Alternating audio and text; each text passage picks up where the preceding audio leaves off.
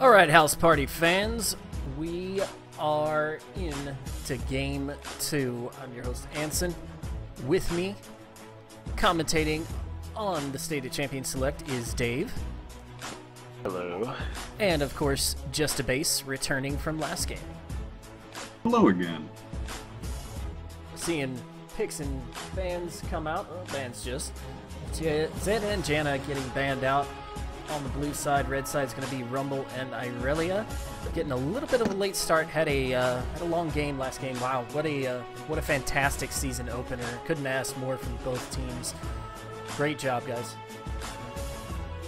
Yeah, I was getting up and down during that game. I came back, I'm like, oh wow, Thunderdux is winning, and then I got up, came back, and I was like, oh wow, Breakbart's winning. It's just like, it was just back and forth, back and forth. This was a very, very entertaining game for both teams. Both teams played very well, and it was definitely an enjoyable game to watch. So I definitely gotta give them some credit for putting up a show. So definitely want to go ahead and just jump in here for picks and bans. And one thing I want to note is the Zed Jana ban, which I find pretty fun. I find that pretty interesting just for the fact that usually you either ban one or the other when you don't want to play against a Zed Jana like duo, because it's probably one of the best combos when you talk about mid laner and support. But banning both, I'm definitely out there. I like it. Fizz ban, I'm not seeing that fit in. Yeah, I feel like if it was like last game or something, I could see the Fizz ban. But this game, I'm not really sure where it's coming from or who it's directed at. But yeah. Shadow Walker's been 3 top laners. Fizz is traditionally an AP assassin, but with the Riot rework, he became a really scary bruiser where he just hits his W and does a ton of % missing health damage. And Rumble, Irelia, and Fizz are literally just 3 top laners that Shadow Walkers apparently didn't want to play against. Well, Jetstone's got a lot of experience on the Rumble. You see that one banned out from him in in-house games quite frequently, so not surprised to see that. Irelia as well, that's just a good all-around ban. I think there's a lot of Irelia mains, or at least people that have a lot of experience with Irelia in this league, so that's a good solid all-around ban. We are seeing a ton of crowd control in just 3 picks from Industrious Gaming. We have a Lissandra, a Thresh, and a Nautilus. That is so much lockdown. Oh, you got that back. That's Shadow Walkers. Yeah, I thought it was Industrious Gaming. It's actually for both teams. There's just a lot of lockdown. Look at I mean IG. They have Annie, Lulu. Wait, Annie. Is that mid lane Annie or no? That's a top lane Lulu. Okay, so Annie, Lulu, and Sejuani. You get a 3-man Tibbers, that's going to be into a 3-4-man Sejuani ult, and that Lulu on top of the Sejuani Q going in. That's a lot. I'm very interested. I'm very looking forward to watching that right there, like, especially that combo specifically. I miss Annie. Watching Season 3 Worlds and just Annie coming in with the amount of play potential that she has, it's definitely going to be a great all-around game just from watching a Sejuani Annie combo. Looks like Jetstone might be considering the horse here. That is going to be... I have not seen him play Hecarim. I love the Ignite Teleport Hecarim build, where you just go Ignite, Teleport Ignite, and just... You don't really need the Flash. The Flash E is apparently... it's like bugged or just doesn't work anymore, and like on top of that, you're a horse. You're so fast, no one's really going to catch you when you have your E up, so... And we'll see if he actually does end up locking that in. Looks like we're considering a Lucian to round out the AD carry spot. Yeah, that's going to be ×2. I don't know if this is like a double I don't know what's going on with this double smite idea, but okay, that's better. Well, the folks at home can't see the summoner icons. We have the summoner blockers on there. Yeah, they're just, changing around their summer spells. It was weird at first, but I figured it's just going in the game. But either way, just overall right now there's just so much lockdown from both teams that it's definitely going to be interesting watching.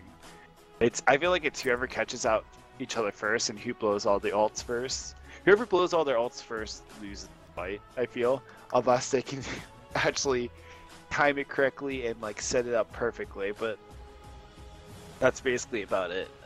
The only thing is blue team has a lot more single target lockdown, where purple team has a lot more AoE I'm liking so. the double hook thing they have going here. That could potentially... Yeah, Thresh Nautilus.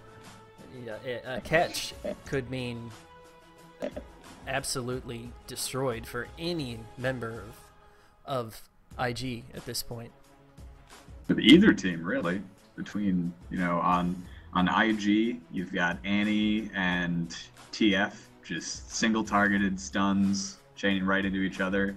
And like you said, on Shadow Walkers, you've got Hook, Lissandra. Yeah, Lissandra's really great at locking people down. With the Hecarim diving into the middle with his ultimate, it's just a lot of potential for disruption on Shadow Walkers. I think they've got a solid composition here. I'm not sure if Lucian was the best fit for this group, but I think all the way around. I feel like Severe would have been better, especially with the whole Severe's. There's always that debate who's better, Severe or Graves in the one-on-one. I'm personally a fan of the Severe just because I like the team fight potential from Severe more, and also you could spell shield collateral damage from Graves, so you actually mitigate almost all of his real bursts besides his Q. So either way, I feel like Severe would have been better, especially with the Hecarim and Thresh Nautilus. Having that ultimate is really beneficial for basically all of Shadow Walker's team. So, but the Lucian does work out pretty well in the sense of that Lucian Thresh does kind of go pretty on par with the Graves Annie. Like I said, I still definitely would rather see the Sivir, but either way, it still definitely can work. That it's just kind of. It's good, but not as good as, say, a Sivir. But either way, I mean, the whole catch potential from Shadow Walkers is definitely going to be a threat to be. Well, we'll have to deal with it. You're going to have to get away from it. So we'll see how it works out for both sides. Guys, the casters are going to take a short break as we head into the delay and the loading screen. We will see everybody back to cast the action once we hit the rift.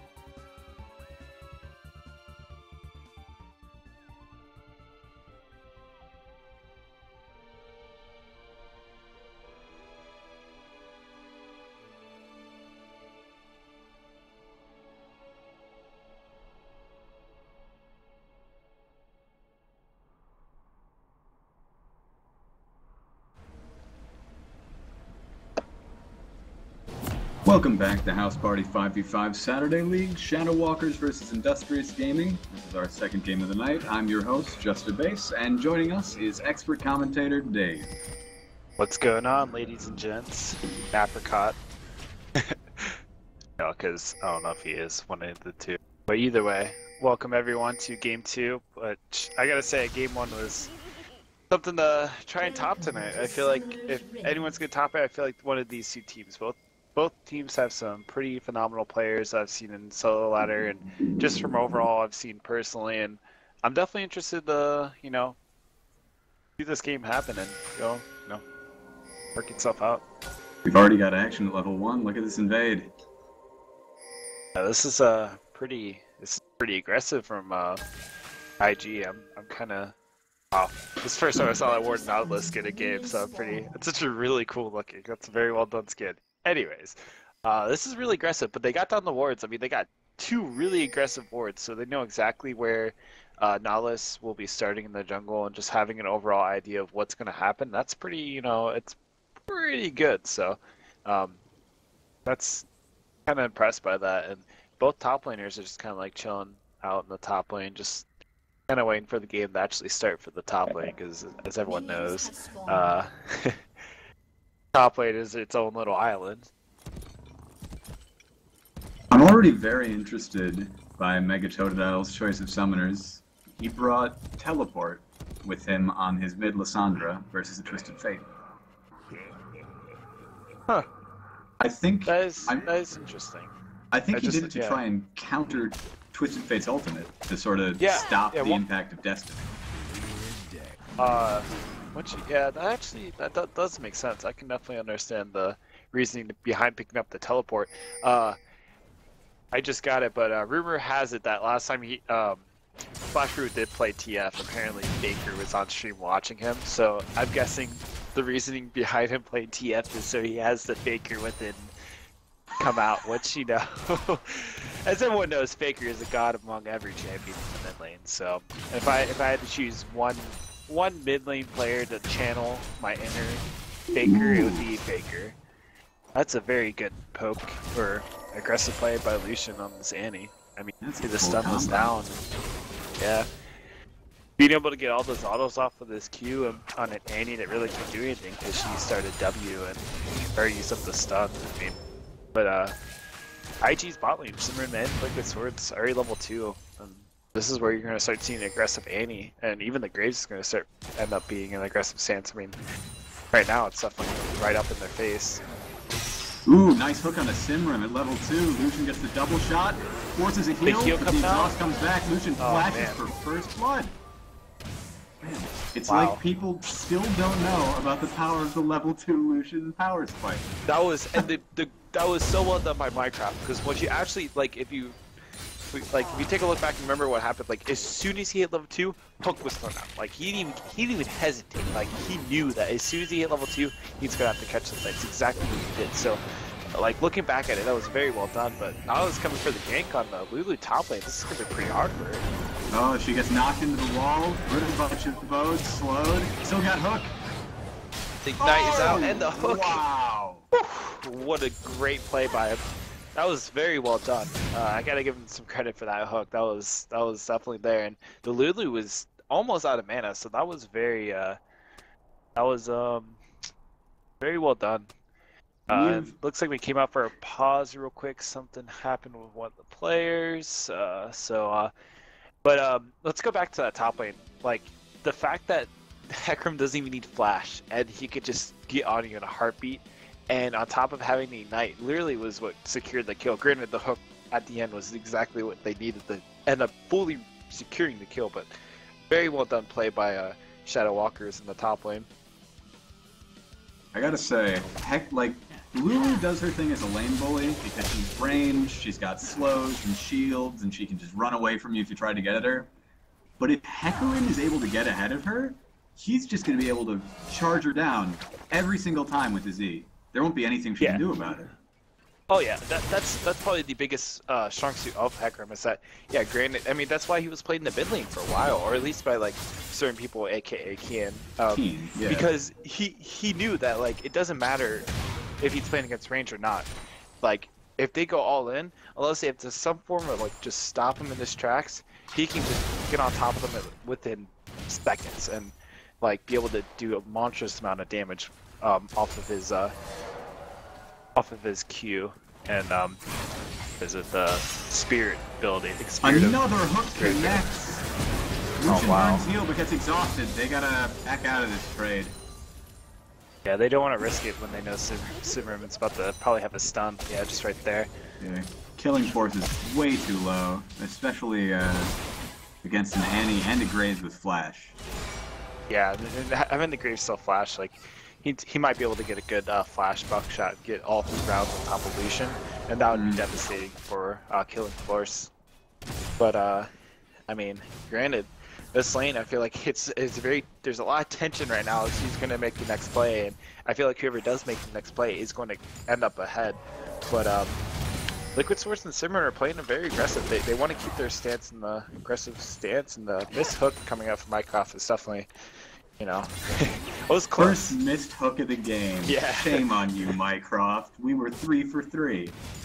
Yeah, unfortunately, but, you know, everyone's taking my Wayne Gretzky quote. You miss 100% of the shots you don't take, so might as well throw it out there. Yeah. You've got the skill for a reason. Might as well try. Definitely. But looking at it, mid lane is almost dead even in CS. It's 41 to 42 right now. It keeps on hovering over the mid lane. I've just been seeing this Lissandra drop down in health, but like, you know, she still had her pots and everything, and she just hit 6, meaning TF is 6 as well. So I'm expecting gigs from either TF or Lissandra, especially within this bot lane. This bot lane's I feel like it's gonna have the biggest amount of pressure, and there's a ward right there from blue team. So wild cards hitting. Wildcard's range is just so absolutely insane. Not to mention the fact they don't deal reduced damage as they pass through enemies. Yeah, the poke really starts hurting. Yeah, and TF having this just innate mana, infinite mana. Oh man, another. And he was just out of tower range too, so he didn't even get hit by it once. It was so well done. What's this top lane? Lulu still has this aggressive stance on Hecarim. Hecarim, yeah, farm on a tower, you know. You just hit off of get one single auto and on top of a rampage, and you just really can CS the underneath the tower without real much trouble. Hecarim is 6, and so is Lulu, but he's out of charges for his flask, so he'll be wanting to look to back and get a Sheen, so he can really start punishing Yakaru with some engages. Yeah, definitely. And if we look in the bot lane, both lanes have gone back, and Graves is actually about to go back, but Lucian and Thresh went back, and they were able to get both a BF, Sightstone, and I mean even who is it? Killing Force even got a pink ward. So I mean right now, and I mean a BF against a pickaxe, this is gonna be. I feel like Lucian Thresh, they get a hook off. One, either Simrim or Liquid is gonna fall over with that damage and having that lead from that first blood. With Mycroft having his exhaust back up, oh, but we have an engaged top lane. This is a 3-man gang. There's no Lulu's gone. I mean, Wild Growth is good, but with the Frozen Tomb, there's just nothing you can do. They didn't even blow depth charge. Oh, it was just a very well coordinated game. But the only problem with that is that Dragon was still up. Like, one of the probably the biggest downsides of taking top lane like that is that you can just easily take control of Dragon here. Okay, we'll sacrifice our top lane, but we're gonna get Dragon out of it. Oh, but we got a horsey teleport coming in. Dragon's not quite dead yet. Follow a teleport. Red team gets the Dragon, but can they get out? Killing Force gets Polymorph, and it's a 2v2, but it's not the top lane, it's not the bot lane, it's the ADC and the top laner versus the bot lane. Force picks up one kill on the Twisted Fate. Rune's coming up huge, the shields are too strong. Quadra, is this a penta? Is this a penta?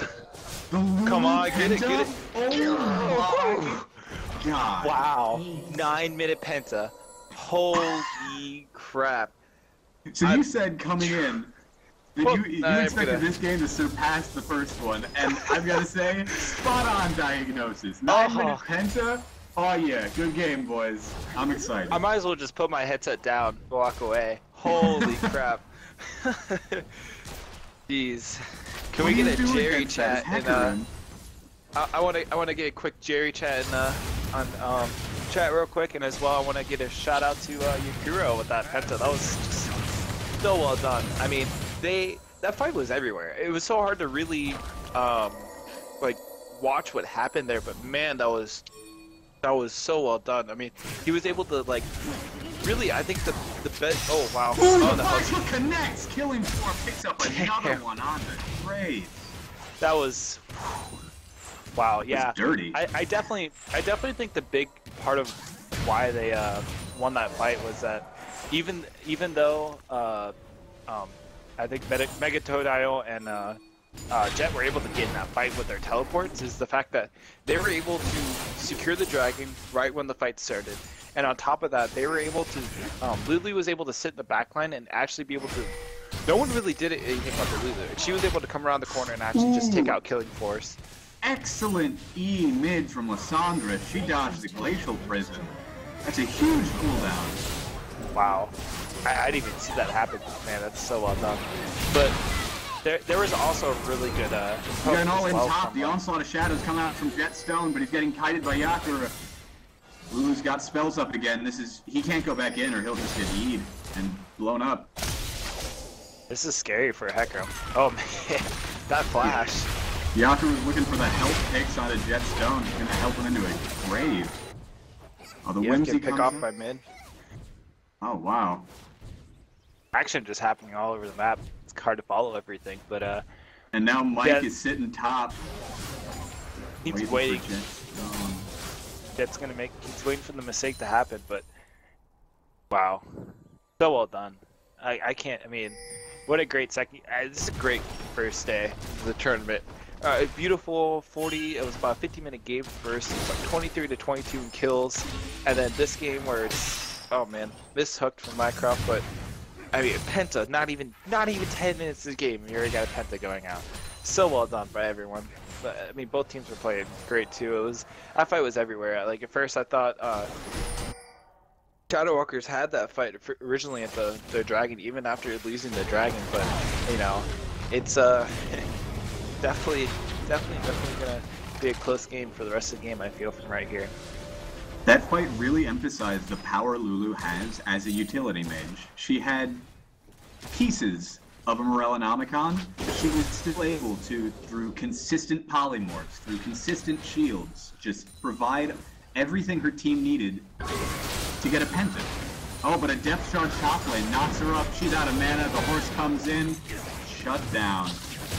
Yeah, another thing we kind of slightly overlooked was a little hook miss, but definitely pushing Splasher off the mid lane. But one thing we did overlook is the fact that, granted, they aced, but all 5 kills are on the Lulu. And granted, that's good in some situations, definitely not if it was a Lulu support, but like, I mean, top Lulu, it's nice, and I mean, granted, they did get the dragon, they got assists on about almost everyone except for Mike.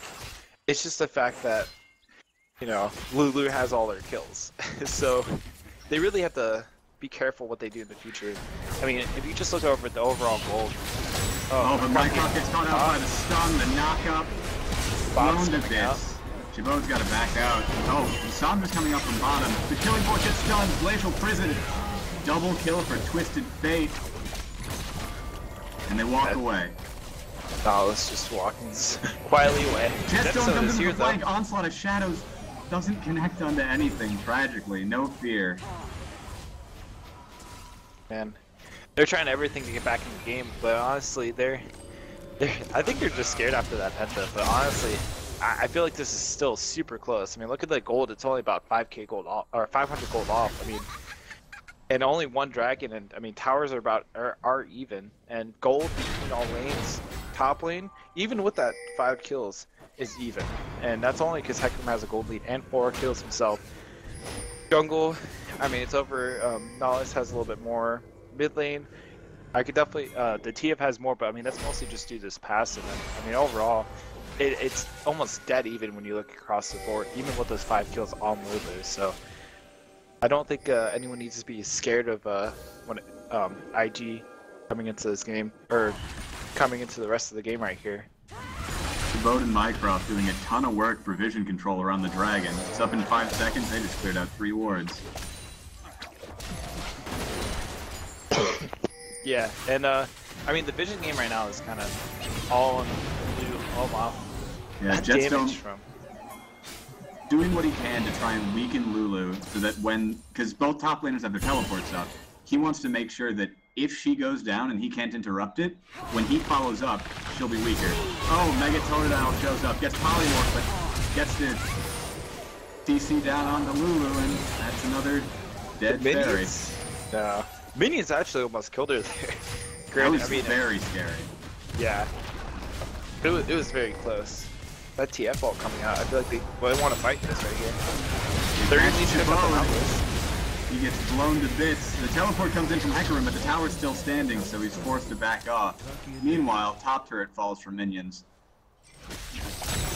Yeah, you can tell Splash Crew was looking for that flash stun right there. I mean, he had his flash up and everything. And honestly, I mean, once they caught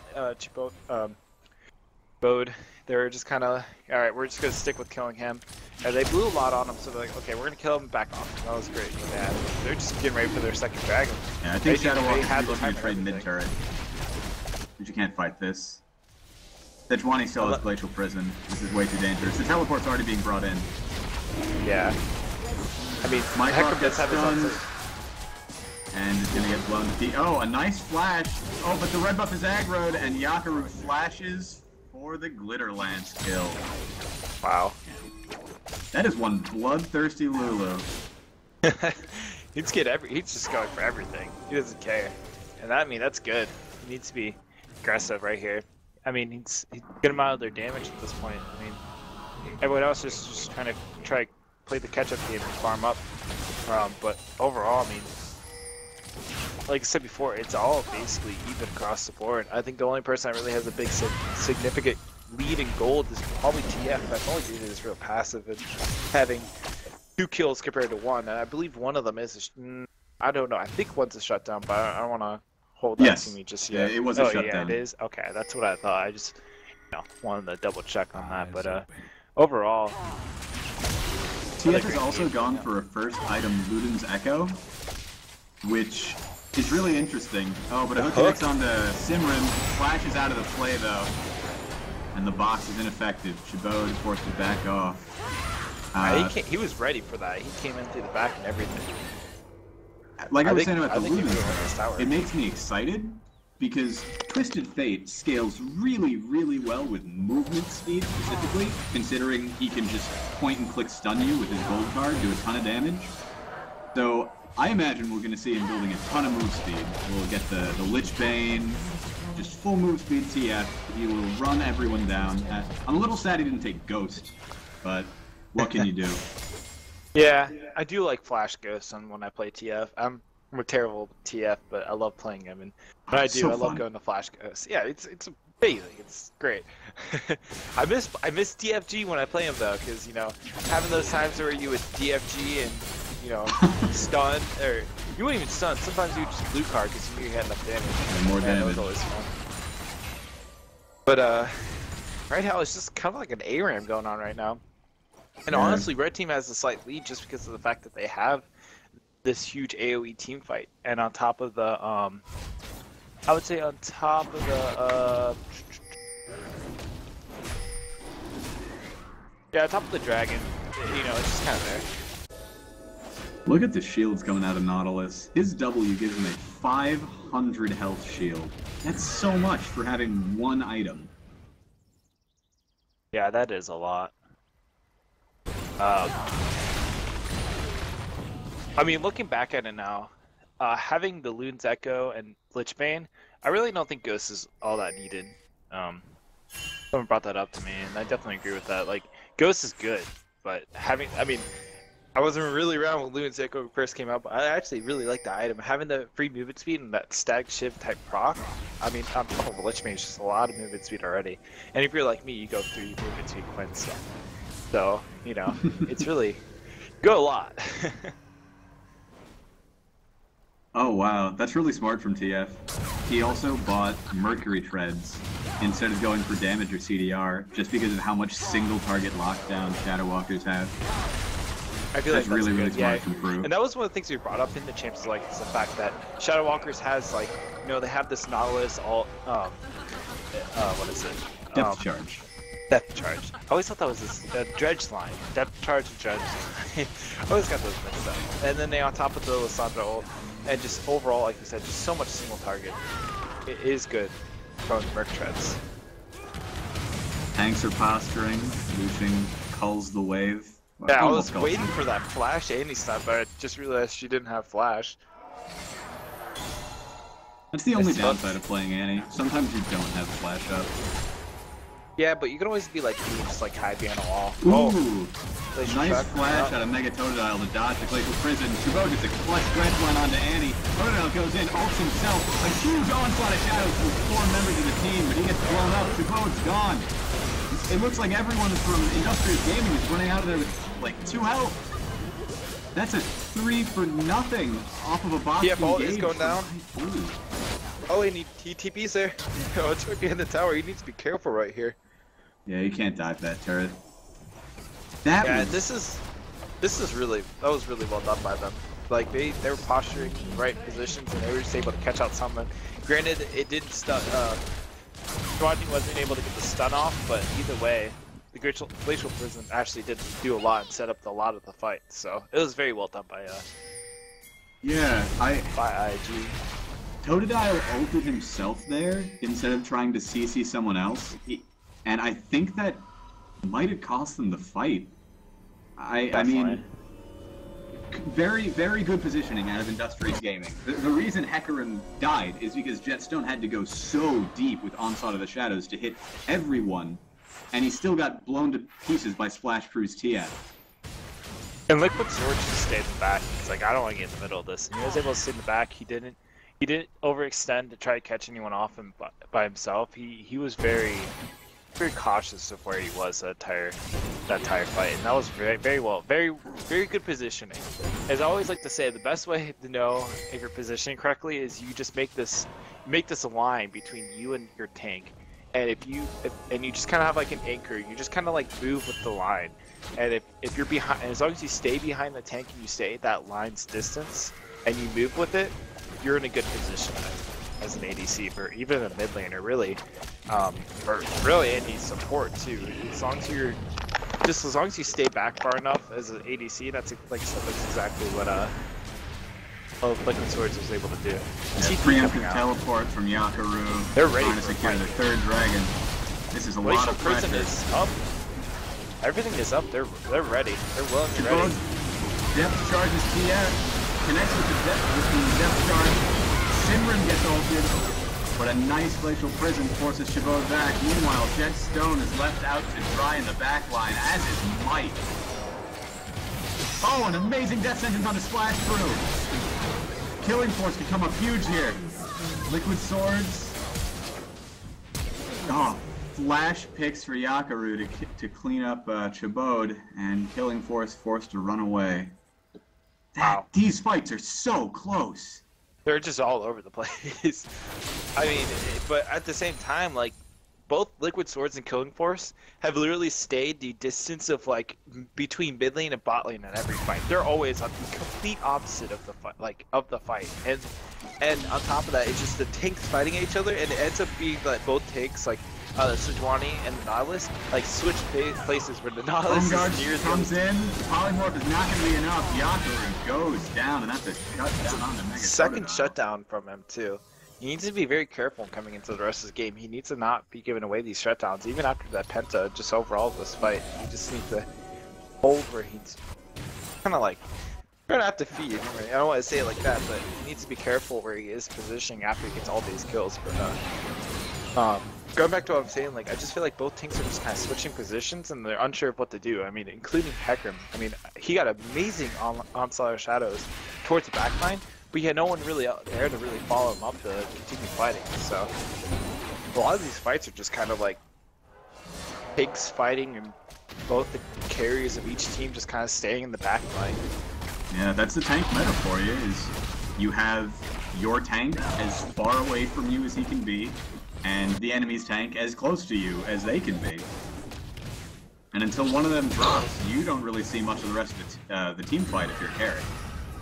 Yeah, definitely. And I mean, all these fights have been very well done so far by both teams. I like I said, I just really like giving special mention to Killing Force and Liquid Swords.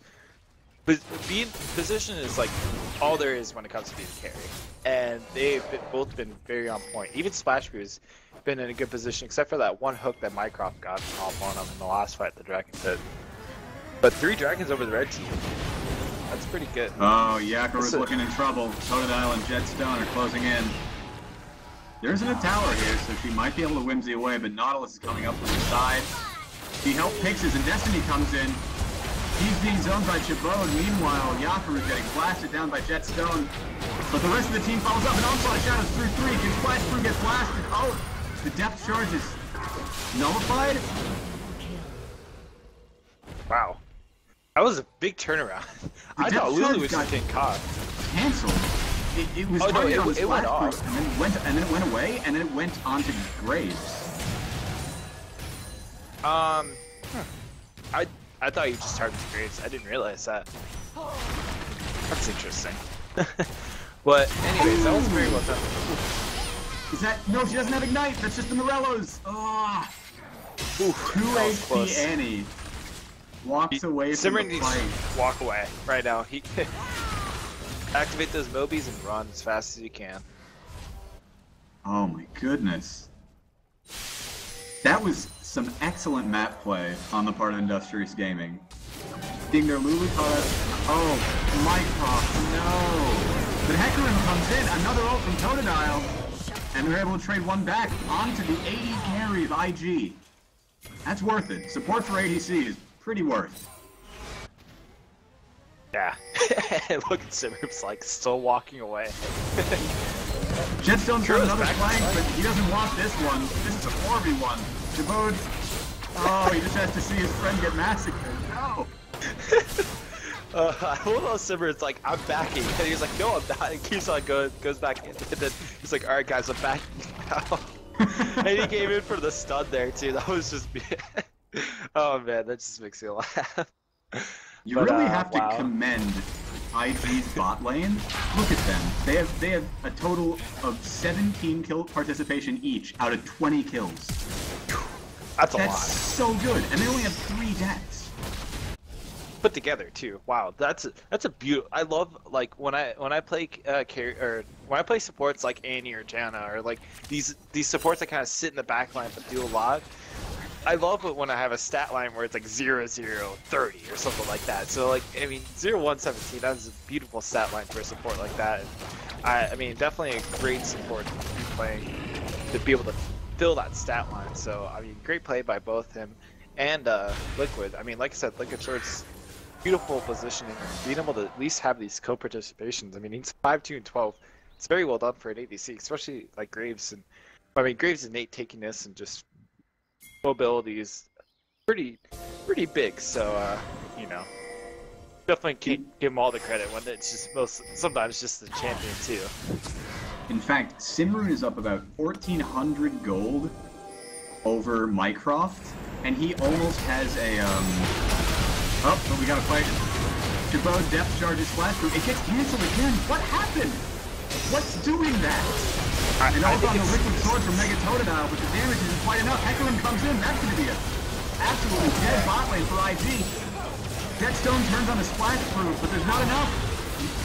Mike gets Wild Growth, and that's a 5 for 2 from IG as they secure their 4th dragon at 28 minutes. They've been on point for setting up for these dragons. They have gotten ready, they've warded, they've been ready every single time. Even it's not even that they're ready for taking the dragon, that they're ready for the fight that's going to happen at the dragon pit. And that's one of the reasons why they've been winning these fights, is that they're coming into these dragon pits like, all right, we're going to get this dragon, but we're not just going to only get the dragon. We are going to get this team fight, and we're going to win it however we want. But I mean, granted, that onslaught of shadows from Hecarim or Jetstone was just beautiful onto both the ADC and both on Liquid and Simran. He was able to massacre both of them, but I mean, we can't give him all the credit when Mega Totodile just did an insane amount of damage with the Oh yeah, that was like a 3-man Frozen Tomb. Yeah. Frozen Tomb. Yeah, it was beautiful. And on top of that, he's able to just throw his ice shard. Take a look real quick. Every 1.84 seconds. Oh no! Mycroft caught out yet again. Yeah, Completely. Oh, it looks like IG's posturing towards Baron. They do have some very solid vision control. And Shadow Walkers, if they try to contest it, they're going in blind. They're just gonna push mid right here. They know it's Baron. They're like, okay, we can't fight this. We don't have our Thresh. We're down 4 dragons, and on top of it, we're just kind of behind in gold. That they're like, okay, we're gonna just give this up, take this mid. A really good mid decision. Lane tower. Chabot dredge lines. Oh, but Destiny is popped. I don't see Chabot getting out of this one alive between red buff and Destiny. Fight. Flatfruit is just standing still. Wow. Oh, a whimsy Sejuani is trying to catch up to Jetstone, but the pony is fast. The lantern coming nice out lantern. as well. Yep. They're like, gotta clear this pink board, but not today. Mike is just saying no. But wow. Wow. Very well done. There is quite a lot of speed coming out of that Lulu now. Yeah, I think one of the greatest things. Oh, another catch off by Mike. This Mycroft needs to be careful. Yeah, that's happened far too much this game. Mycroft going to ward alone, and the enemy team being so far ahead just has vision, and they catch him out, and that's a free kill in a 4v5, and they're able to take advantage off of that. These Baron minions are just so powerful. We saw it last game. I don't know if you guys remember, but there was a time where Congo was sitting in the top lane, and there was like a giant wave, and they're all Baron buffs.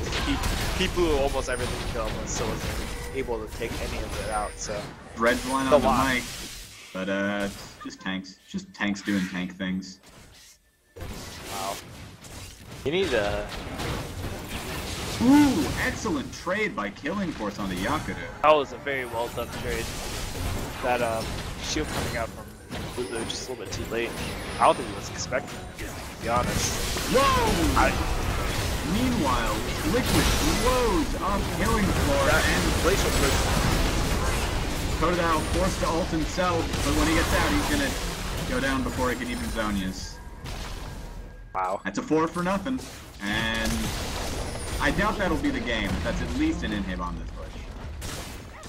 They're all down for about 25 seconds, and having a EF with Blitzcrank, they might be able to. They might be able to end here. Actually, I think they could definitely end here. Baron minions can tank forever, and they've got a Tibbers. Lucian up in 1 second. Do you believe in magic? Liquid Sword gets exhausted, Killing Floor, flash ult in the wrong direction, gets blown up by TF. Thresh also goes down. Jetstone charges in. Gold-hearted, blown to pieces. Good game. Wow, what a great game. Coming just from like the overall play from Industrious Gaming. I mean, starting out with the 9-minute penta from Yakuro, which was very well done. I mean, that's definitely a highlight to be seeing on the subreddit later today. And on top of just the overall AoE team fight that they have, it's not that they just have all AoE fight CC. They have all this AoE team fight CC. Then they have like Graves and TF, which are great for almost about everything. And Lulu, I mean, they have everything in their team comp. And it's just very well, such a great team comp. And I mean, granted, Shadow Walkers had a lot of great CC, singles target CC, but it was no match for this, Glacial Prison and Tibbers coming out from Industrious Gaming. So, very well done. I love it. Yeah. It was a very well done game. We didn't touch on it very much in game, but serious credit to Simrim that game for his vision control, because the continued picks they were able to get onto Shadow Walkers, specifically onto Mycroft, allowed them to really snowball their advantages because they had a man advantage so much of that game. Yeah, it definitely was. I think that was definitely a big factor. I mean, overall, all of our team had they all were all buying wards throughout the entire game and just were able to really help out with the vision control and led to their victory. That was a very clean win out of IG. Yeah, and they definitely played their strengths. And anyone that was doubting them for being a bad team, if there was any doubters, which I highly doubt there was, but they definitely need to reevaluate if they're playing them later this week and figure out what they need to do, because they definitely played to their strengths. They have strengths. It's scary. That was a scary game when it came to fights. So, well, we're gonna take a quick break and get ready for Game 3 tonight.